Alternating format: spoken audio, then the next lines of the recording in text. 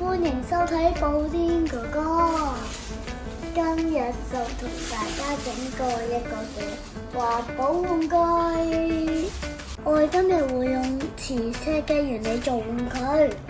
我哋要嘅材料就係一個鞋盒、萬字嘅一啲嘅似咗嘅一啲嘅環保紙巾，要一啲嘅磁鐵，要一啲嘅橡筋。首先我哋要用呢啲嘅膠紙去黐住啲萬字嘅。好，另外都剪一剪個底，咁一定要開住呢個嘅門咯。好，就擺喺度，我嚟做一個嘅貓貓好中意玩嗰啲繩，跟住好似呢度黐實啲鱷魚就得噶啦。耶！第四步驟上色嘅一個就可以有草地。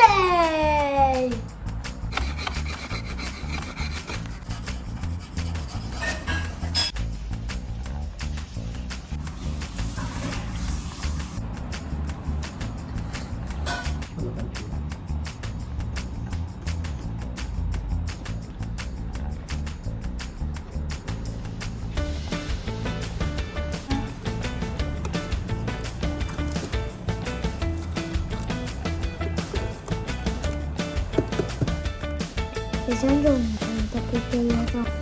呢個就係我做嘅磁鐵玩具，就係個主題就係叫小王子要返屋企。森林裏邊有好多唔同好危險嘅動物，有例子，譬如好似蛇啦、啲狐狸啦、啲熊啦，同埋啲鱷魚。要避開呢啲唔同種類好危險嘅動物，小王子先可以安全嘅返城堡。